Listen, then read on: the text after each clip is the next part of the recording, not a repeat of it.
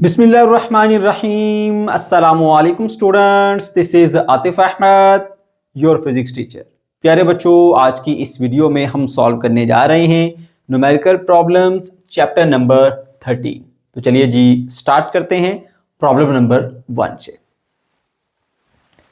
Calculate equivalent energy of an electron having rest mass 9.11 multiply by 10⁻³ kilogram.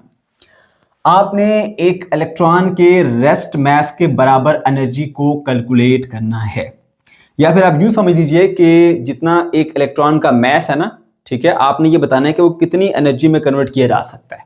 ठीक है बेटा, इसके लिए हम इक्वेशन का इस्तेमाल करेंगे E = mc², क्योंकि वो इक्वेशन हमें ये बताती है कि कितने मास से कितनी एनर्जी बनाई जा सकती है।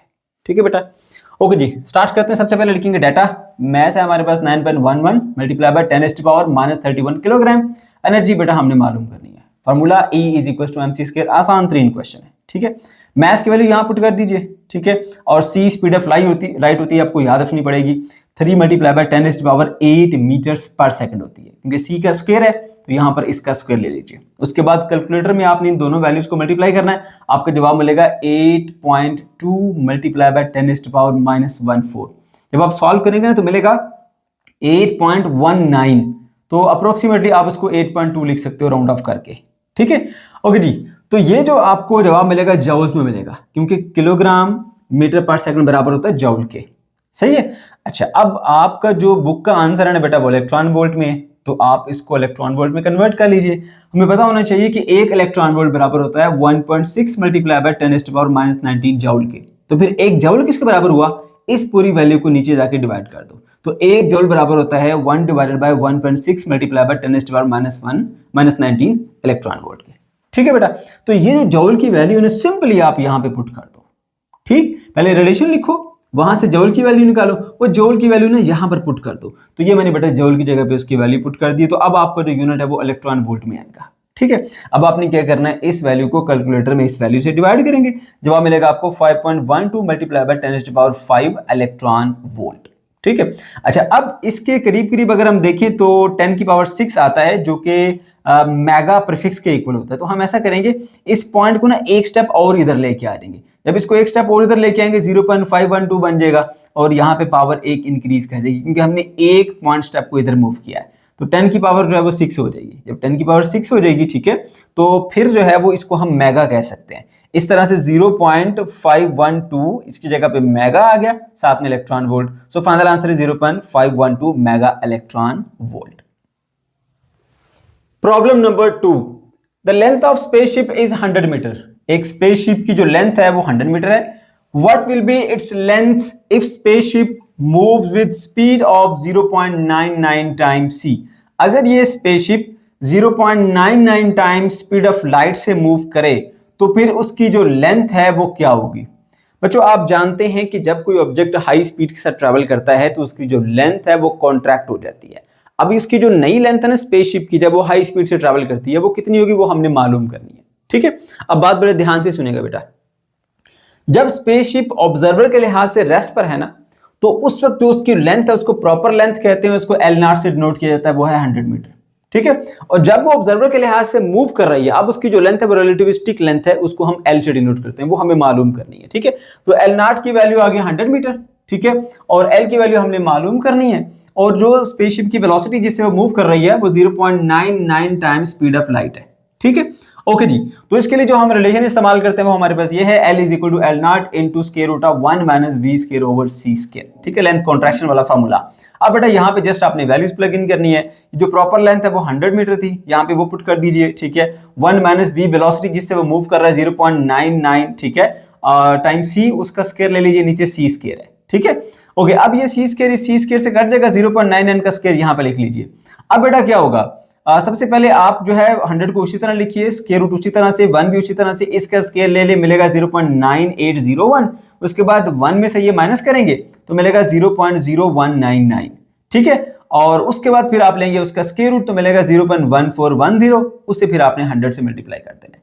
जब आप 100 से मल्टीप्लाई करेंगे तो मिलेगा 14.10 मीटर। यही हमारा राइट आंसर है, जो कि अप्रोक्सीमेटली 14 मीटर बुक में लिखा हुआ है। Problem number 3, particles called pi mesons are produced by accelerator beam.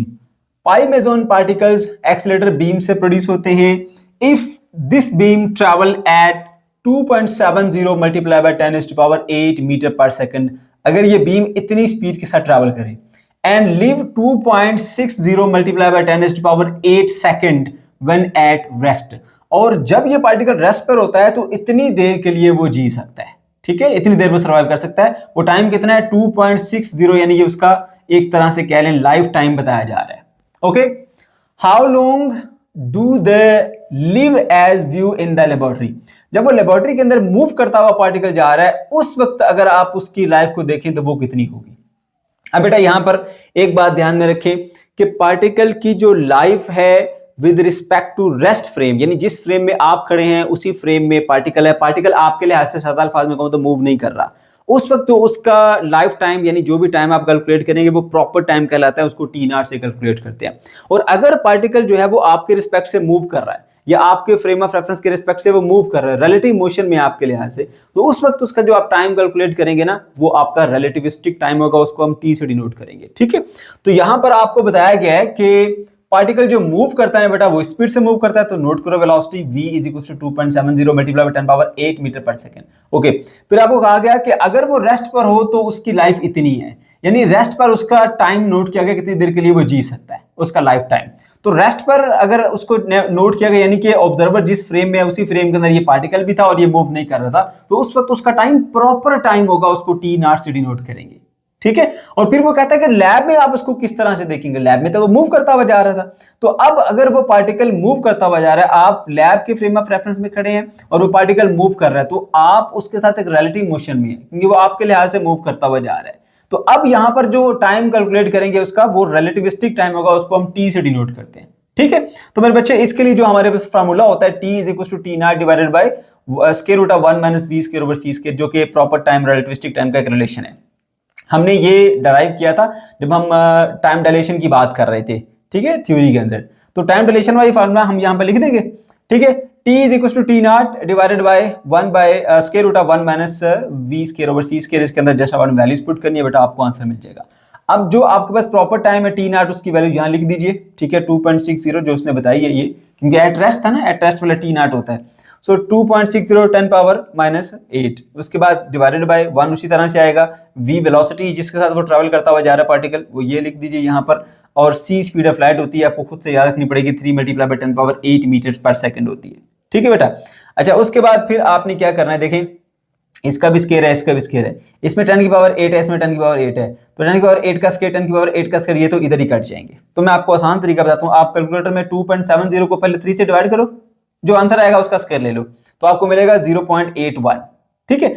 अब मेरे बच्चे ऊपर वाली टर्म हमने वैसे ही लिखी है, 1 माइनस 0.81 कर लीजिए तो मिलेगा 0.19, ऊपर वाली टर्म उसी तरह से, नीचे 0.19, फिर उसी तरह से ऊपर वाली टर्म लिखे और नीचे इसका स्क्वायर रूट ले ले, मिलेगा 0.43589, और भी डिजिट्स हैं पर मैंने पॉइंट के बाद 5 डिजिट तक मैंने लिखे हैं, ठीक है।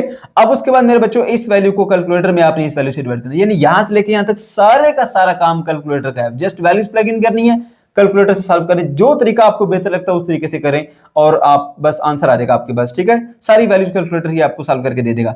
5.96 मल्टीप्लाई बाय 10 टू पावर 8, ठीक है ना, इस वाली वैल्यू को इस वाली वैल्यू से आप डिवाइड करेंगे तो 5.96 मिल जाएगा। और भी डिजिट्स आगे आते हैं लेकिन मैंने सिर्फ 2 डिजिट तक रखा है, जैसा आपकी बुक में पॉइंट के बाद 2 डिजिट तक आंसर रखा गया है। तो 5.96 मल्टीप्लाई बाय 10 की पावर ये जो -8 था उसी तरह साथ में आ जाएगा।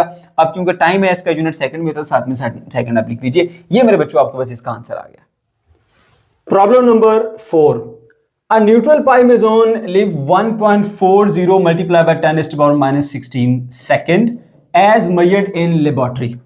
एक जो न्यूट्रल पाई मेजोन है वो जिंदा रहता है या उसकी जो लाइफ है वो 1.40 multiply by 10 to the power minus 16 second है एज मेजर्ड इन लेबोरेटरी, जब उसको लेबोरेटरी में मेजर किया जा रहा है। मतलब ये है कि लेबोरेटरी में ये मूव करता हुआ जा रहा होता है, बात ध्यान में रखिएगा, ठीक है। जब लेबोरेटरी की बात करेगा तो आपने माइंड में रखना है कि ये लेबोरेटरी में मूव करता हुआ जा रहा है, ठीक है। and 0.840 multiplied by 10 to the power minus 16 second when at rest, और ये पार्टिकल अगर रेस्ट पे हो तो फिर उसकी जो लाइफ है वो इतनी है 0.840 multiplied 10 to the power minus 16 second when at rest, ठीक है, जब वो रेस्ट पे हो। relative to an observer, एक ऑब्जर्वर के रिस्पेक्ट से. What is velocity relative to the laboratory? अब उस पार्टिकल की क्या वेलोसिटी होगी, ठीक है, लेबोरेटरी के अंदर रिलेटिव वेलोसिटी हमने कैलकुलेट करनी है. अब ध्यान से मेरी बात सुनो बेटा, इस पाइमेजोन की जो लाइफ है वो एट रेस्ट बता रहा है और एट लेबोरेटरी बता रहा है. लेबोरेटरी के अंदर ये पार्टिकल मूव कर रहा होता है, तो अपनी माइंड में रखनी है बात कि जब वो लेबोरेटरी की बात करेगा तो ऑब्जर्वर के लिहाज से पार्टिकल मोशन में है, उनके दरमियान एक रिलेटिव मोशन पाई जा रही है ऑब्जर्वर और उसके दरमियान में पार्टिकल के, जब वो लेबोरेटरी में है. जब वो एट रेस्ट की बात करेगा इसका मतलब है कि ऑब्जर्वर के लिहाज से पार्टिकल रेस्ट पे है.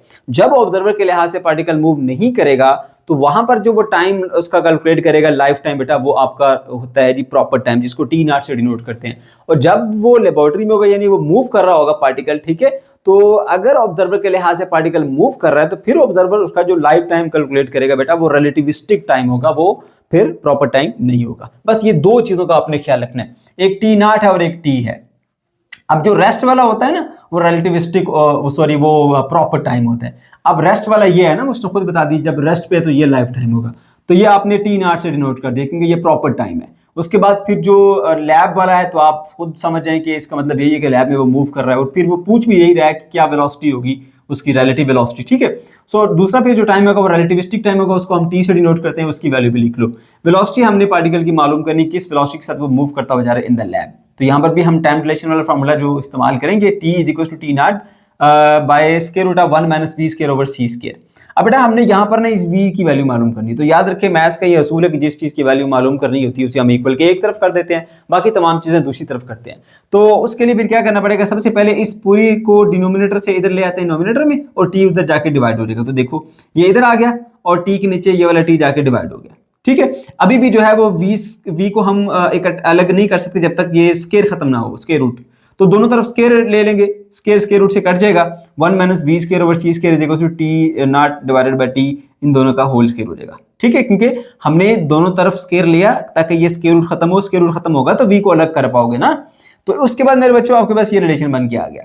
अभी भी देखिए आपके पास जो है वो वी एक तरफ नहीं है, साथ में इसके 1 है, तो हम ऐसा कर लेते हैं कि इसको उधर ले जाते हैं, उसको इधर ले आते हैं. इसको उधर इसलिए लेके गए क्योंकि नेगेटिव था ना तो पॉजिटिव हो जाएगा, ना भी लेके जो कोई फर्क नहीं पड़ता, लेकिन ये जरा कैलकुलेशन में गलती के चांस कम हो जाता, बस इसलिए इसको उधर ले गए उसको इधर ले आए. तो v square over c square is equal to 1 minus t naught by t whole square आ गया. अब मेरे बेटे इस रिलेशन के अंदर आपने टी नॉट और टी दोनों की वैल्यूज पुट कर देनी है, ये टी नॉट की वैल्यू ये टी की वैल्यू दोनों उठा के यहाँ पर पुट कर दो, ठीक है. और उसके बाद फिर क्या होगा, देखिए ये 10 power minus 16 10 power minus 16 cut जाएंगी और 0.840 और 1.4 दोनों को आप डिवाइड करोगे तो मिलेगा 0.6 मिलेगा. फिर आप उसका स्क्वायर लेंगे क्योंकि बाहर स्क्वायर है तो मिलेगा 0.36. अब ये वाला 1 माइनस 0.36 और साथ में लिखा v square over c square. अब इसी तरह से बेटा 1 माइनस 0.36 मैंने दोबारा यहाँ पे लिखा v square over c square, ये आपने दोनों को माइनस कर देना, 1 में से 0.36 निकाला तो 0.64 बचेगा. अब उसके बाद ये सी स्क्वायर यहाँ डिवाइड हो रहा है, इधर जाके मल्टीप्लाई हो जाएगा, तो 0.64 into c square is equal to v square. हमें चाहिए वैल्यू v की, ना कि वैल्यू हमें c की चाहिए, तो दोनों तरफ मेरे बेटा हम स्क्वायर रूट ले लेंगे ताकि हमें v की वैल्यू मिल जाए. इधर भी स्क्वायर रूट ले लिया, इधर भी स्क्वायर रूट ले लिया. अब c का स्क्वायर रूट से कट के c आ गया, 0.64 का स्क्वायर रूट 0.8 होता है. इस तरह से मेरे बच्चों जो हमें वेलोसिटी है वो इतनी मिलेगी 0.8 c. अब यहाँ पे यूनिट मेंशन नहीं कर देना आपने क्योंकि c जो है ना, c स्पीड ऑफ लाइट है, उसके साथ मतलब आपको अंडरस्टूड होता है कि इसका जो यूनिट होता है वो मीटर्स पर सेकंड है, यानी इसकी जो स्पीड होगी स्पीड ऑफ लाइट का 0.8 टाइम है. अब क्योंकि आपकी बुक में आंसर इसी तरह से दिया गया है कि आपने उसकी जो स्पीड है वो स्पीड ऑफ लाइट के साथ कंपेयर करके बतानी है, तो हमने इसीलिए उसका आंसर यूं कैलकुलेट किया. अदरवाइज हम c की वैल्यू पुट करके उसको फिर जो प्रॉपर मीटर पर सेकंड का यूनिट होता है उसके अंदर लेके आते हैं, ठीक है बेटा. तो फाइनली हमारे ये न्यूमेरिकल खत्म हुए. अगर आपको कोई कंफ्यूजन है या कोई प्रॉब्लम है तो आप कमेंट सेक्शन में पूछ सकते हैं. वीडियो अच्छी लगी तो लाजमी से लाइक कीजिएगा, अपने दोस्तों के साथ शेयर कीजिएगा. मिलते हैं नेक्स्ट वीडियो में. अल्लाह हाफिज.